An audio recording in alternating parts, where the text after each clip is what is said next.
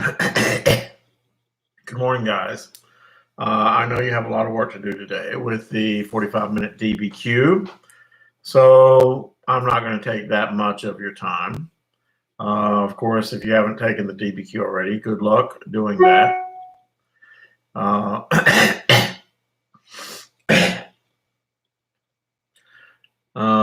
It's a dreary morning this morning. What better place to be than right here with me? It is, I think I've told you this before, I actually like rainy days. I think it's the English person, I'm very much English in my ethnicity. And back before global warming, this was the kind of weather you'd have in England a lot, the rainy days and the gray days and things like that, which to me, I don't know, I like it. But anyway, so I don't want to waste a whole lot of your time. Let's continue talking about, yesterday we talked about how England transitioned through the Stuarts, and it meant pretty much all the Stuarts, if you recall. Stuarts, James first, Charles first, Charles the First got beheaded. Oliver Cromwell rules for 11 years. Charles II, and then of course, when Charles II has a son, they decide we can't live with Charles II and kings like him going forward, and so they ask William and Mary to come and rule England. And then after William and Mary, Anne had no surviving children, and that is the end of the Stuart dynasty. And that will lead us to the next dynasty, the Hanoverian dynasty, which is ironically a dynasty of English kings from Hanover, which is in Germany. So yes, we'll get to that. But now let's talk about France, shall we? Now, France, unlike England, by the way, if you haven't got your study guide out, I have your study guide out. We're on Roman numeral 6, and your study guide, chapter 13, Paths to Constitutionalism and Absolutism in France and England. In yesterday's assignment,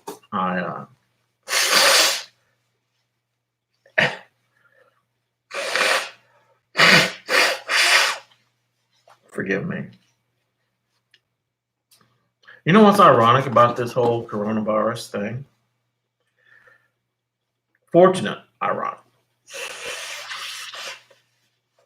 Normally, and I'm talking about for 20 years in a row, normally I get, during the wintertime, a knock you down type of upper respiratory infection that merits taking some sort of antibiotic. This year I didn't get it. But yes, and I assume I'm prattling on while you're getting the study guide. But anyway, so yeah, we're on Rule 6. France, unlike England, saw its desires for religious toleration and religious pluralism smothered. Louis XIV was going to have one faith in France. He felt that having only one faith would better unite the country. What does he say here? Louis XIV's decree: one king, one law, one faith. That's the kind of quote I've seen a lot on DBQs, on exams.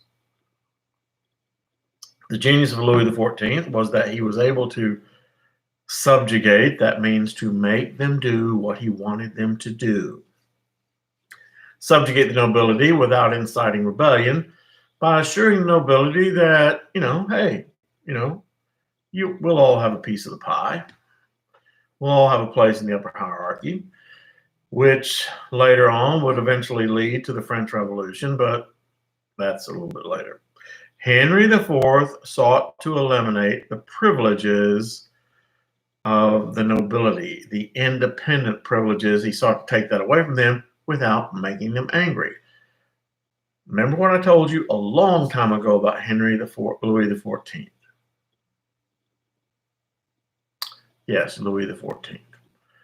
Remember what I told you a long time ago about Louis XIV? Louis XIV was an efficient king. Was he a good king? No, but he was an efficient king, meaning Louis XIV got done what Louis XIV wanted to get done. Was it good for France in the long run? Absolutely not. But, all right. So if you look, your study guide goes back a little bit and talks about Henry IV, Henry of Navarre, Henry, the guy who was a politic who converted to Catholicism so he could be the king of France. Henry IV, who will be the father of Louis XIII and the grandfather of Louis XIV. All right, so getting back to the matter at hand. Henry IV sought to eliminate the privileges of the nobility. His targets had been the regional governors of France and the local parliaments. Parliaments, the local ruling district councils. These parliaments were semi-independent groups who were largely free of taxation.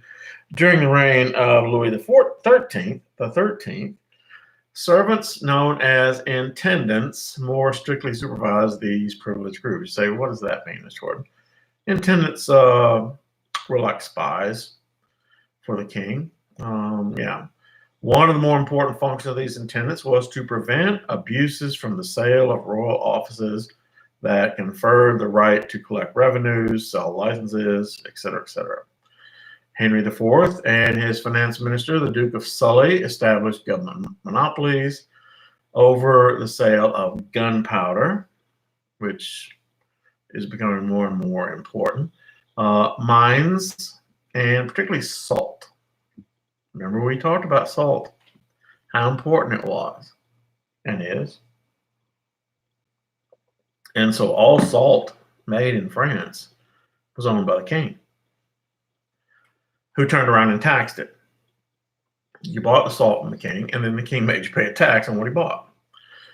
They, Henry IV, began a canal system which connected the Atlantic Ocean and the Mediterranean by having canals that connected the major rivers of France. I mean, pretty clever, actually. Of course, the problem was those things had to be dug. And so to dig them, they introduced a tax known as the, see that there, the corvée, Corvee, a tax paid not in money, but in your labor. Paid in labor by commoners on the king's projects, such as canals and roads. And anyway, so now when Louis XIII, after Henry IV died, Louis XIII took the throne, but he was only 9. So his power fell to his mother, Marie de Medici. She went out and enlisted to help her Cardinal Richelieu, a churchman, a Roman Catholic cardinal who would run France, basically, as it says there. She immediately began to negotiate for the security of her son's throne.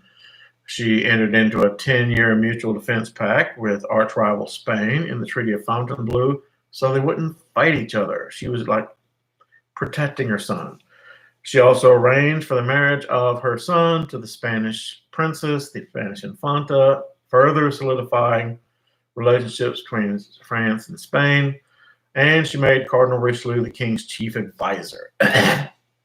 Cardinal Richelieu was the secret to France's military and political success in the first half of the 17th century. Cardinal Richelieu, not a good man, an amazing man. And that's not a compliment. Not a compliment. Because he was a cardinal. And yet he was a politique, meaning that he set aside his personal religious convictions. Pardon me. Personal religious convictions for the good of France. He put the interests of France ahead of his own religious obligations. He helped in the 30 Years' War. He helped the Protestants. France, a Catholic country, and I've said this again and again, in 30 Years' War, helped the Protestants. He gained land in the Treaty of Westphalia because of his help of the Protestants. He was on the winning side. And he made it clear that there was only to be one law, and that law of the king, and no one was to stand above the law. Richelieu also began the campaign to crush the Huguenots, which ended in the revocation of the Edict of Nantes by Louis XIV. Yeah.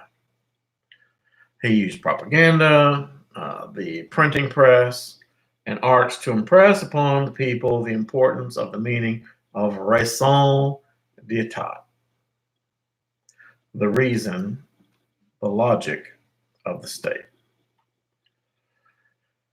The importance of obeying, basically the importance of obeying the king's law. Richelieu's immediate result was that he and the crown were hated by the French nobility and the wealthy commercial interests. You know, we're doing all these things.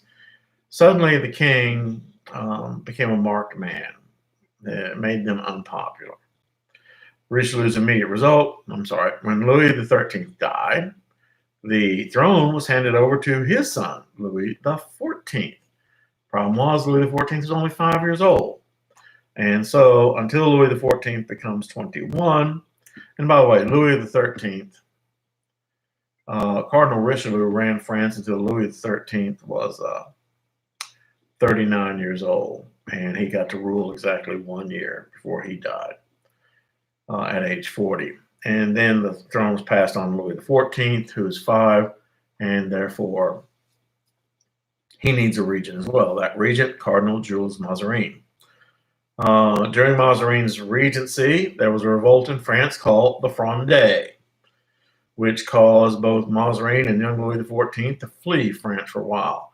The Fronde, in other words, actual attempts on the king's life, the Fronde convinced Louis XIV that he hated Paris, and he did not want to live in Paris for the rest of his life. It smelled bad, there were beggars. Then, of course, there were those nagging people that wanted to kill him, you know, kind of turned him away from him. So when Mazarin died, young Louis XIV took over as king, 21 years old. He immediately took no single primary advisor, saying that he was going to run France the way he wanted to run France. And so he assured that he would never become a king of straw, and he took 2 primary measures to ensure that would not happen to him. He was a master of propaganda. He took every opportunity to basically make it a Kodak moment, a press moment. You know, he put himself out there in the public's eye in flattering positions.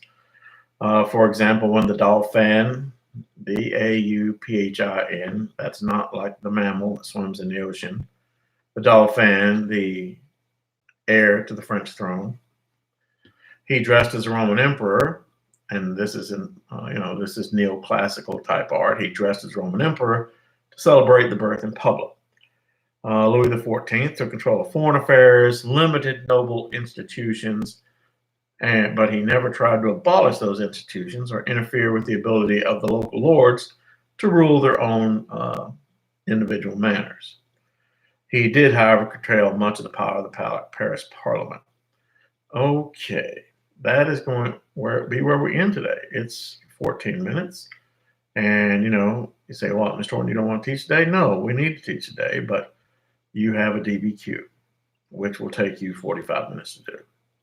Good luck on that. I'm going to step aside now, and I will talk to you for an hour tomorrow. So, and you also have tomorrow a review test. But it's not as big as the first one, but it's a review test. Okay. All right. So I'm going to step out. Have a good rainy day, and good luck on the DBQ. I'll try to grade those DBQs over the weekend. Okay? Bye now.